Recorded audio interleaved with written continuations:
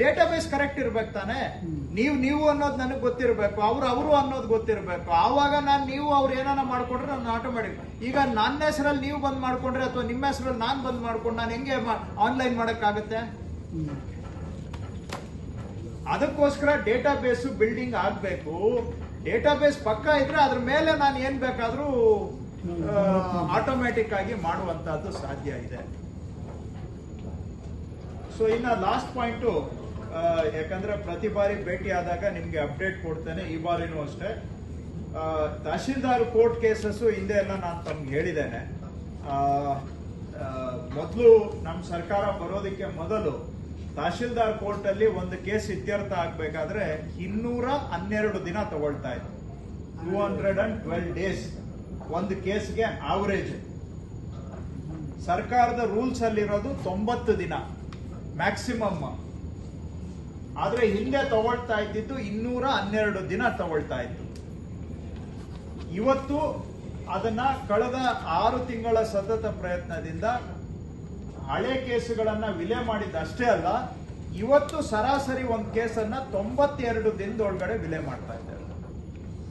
ಇದೇ ಕೇಸ್ ವಿಲೆ ಮಾಡ್ಲಿಕ್ಕೆ ಒಂದು ವರ್ಷ ಹಿಂದೆ 212 ದಿನ ತಗೊಳ್ತಾ ಇತ್ತು. 212 ಡೇಸ್ ಅಂತ ಕೇಸ್ ಇವತ್ತು ಆವರೇಜ್ ಒಂದ್ ಕೇಸ್ಗೆ 92 ದಿನ ತಗೊಳ್ತಾ ಇದೆ. ಬಹುಶಃ ಇನ್ನ ಎಲೆಕ್ಷನ್ ಪೀರಿಯಡ್ ಬಿಟ್ಬಿಟ್ರೆ ನಾವು ನಾರ್ಮಲ್ ಆಗಿ ನಮ್ದು 70 ದಿನಕ್ಕೆ ಇಳಿಸಬೇಕು ಅನ್ನೋ ಟಾರ್ಗೆಟ್ ಇಟ್ಕೊಂಡಿದೀವಿ. ಅಥವಾ ಸಾಧ್ಯ ಆದ್ರೆ 60 ಡೇಸ್ ಆವರೇಜ್ ಡಿಸ್ಪೋಸಲ್. ನಾವು ಸರ್ಕಾರ ತೆಗೆದುಕೊಂಡಾಗ ನಾನು ನಿಮ್ಗೆ ಹೇಳಿದ್ದೇನೆ, 2215 ಕೇಸು ತಹಶೀಲ್ದಾರ್ ಕೋರ್ಟ್ ಅಲ್ಲಿ ಮೋರ್ ದೆನ್ 1 ಇಯರ್ ಪೆಂಡಿಂಗ್ ಇತ್ತು. ಅಗೇನ್ ತಹಶೀಲ್ದಾರ್ ಕೋರ್ಟ್ಗೆ ಟೈಮ್ ಕೊಟ್ಟಿರೋದು 90 ದಿನ. ಆದ್ರೆ ಮೋರ್ ದೆನ್ 1 ಇಯರ್ 2215 ಕೇಸ್ ಇತ್ತು.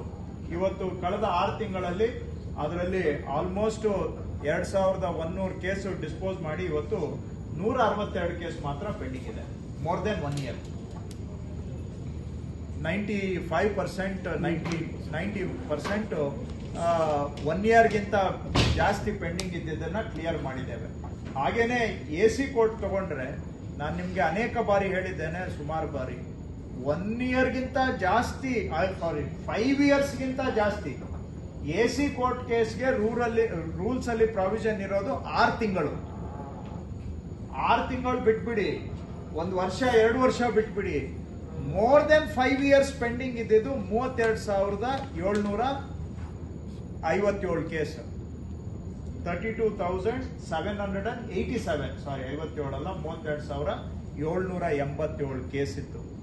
ಅದನ್ನು ಕೂಡ ಈಗ ಎಲ್ಲ ಕೇಸು ಕ್ಲಿಯರೆನ್ಸ್ ಡ್ರೈವ್ ತಗೊಂಡು ಈಗ 7,356 ಕೇಸ್ ಬಾಕಿ ಇದೆ ಅದರಲ್ಲಿ.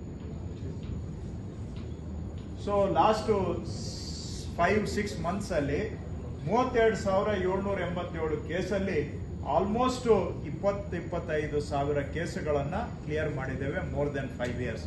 ಇದೆಲ್ಲ ಸ್ವಲ್ಪ ಹಾಗೇನೆ ಈಗ ನೆಕ್ಸ್ಟ್ 1 to 5 ಇಯರ್ಸ್ ಇರೋದನ್ನು ಸ್ಟಾರ್ಟ್ ಮಾಡಿದ್ದೇವೆ.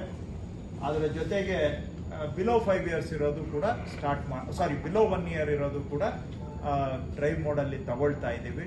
First priority more than 5 years ಇದ್ದಿದ್ದಕ್ಕೆ ಕೊಟ್ಟಿದ್ವಿ. ಈಗ ಆಲ್ಮೋಸ್ಟ್ 70% ಅದರಲ್ಲಿ ಕ್ಲಿಯರ್ ಮಾಡಿದ್ದೇವೆ. ಹಾಗೆ ಬಾಕಿ ಕೇಸುಗಳನ್ನು ಕೂಡ ಕ್ಲಿಯರ್ ಮಾಡುವಂತಹದ್ದು ನಾವು ಮಾಡ್ತಾ ಇದ್ದೇವೆ. ಜೊತೆಗೆ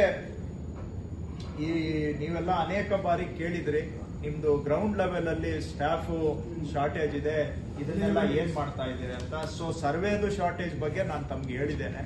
ಈಗ ಅದೇ ತರ ನಮ್ಮ ಇದಕ್ಕೆ ಬಂದ್ರೆ ವಿಲೇಜ್ ಅಕೌಂಟೆಂಟ್ಸ್ ಏನು ಶಾರ್ಟೇಜ್ ಇದೆ ಅದನ್ನ ಫಿಲ್ಅಪ್ ಮಾಡೋದಕ್ಕೆ 1,000 ಪೋಸ್ಟ್ ವಿಲೇಜ್ ಅಕೌಂಟೆಂಟ್ಸ್ ಫಿಲ್ಅಪ್ ಮಾಡೋದಕ್ಕೆ ಆಲ್ರೆಡಿ ನಾವು ಕರ್ನಾಟಕ ಎಕ್ಸಾಮಿನೇಷನ್ ಅಥಾರಿಟಿ KEA ಮುಖಾಂತರ ಈಗ ಆಲ್ರೆಡಿ ನೋಟಿಫಿಕೇಶನ್ ಕೂಡ ಕೊಟ್ಟಿದ್ದೇವೆ.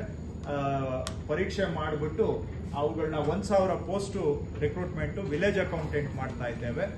ಆಗ್ಲೇ ಹೇಳಿದಾಗೆ 364 ಗವರ್ಮೆಂಟ್ ಸರ್ವೇಯರ್ಸು, 27 ADLR ಮತ್ತೆ 991 ಲೈಸೆನ್ಸ್ ಸರ್ವೇಯರ್ಸ್. ಸೊ ಇಷ್ಟು ಕೂಡ ಸಿಬ್ಬಂದಿ ಕೊರತೆಯನ್ನ ನೀಗಿಸೋದಕ್ಕೆ ನಾವು ಭರ್ತಿ ಮಾಡುವಂತ ಕೆಲಸವನ್ನ ಮಾಡ್ತಾ ಇದ್ದೇವೆ.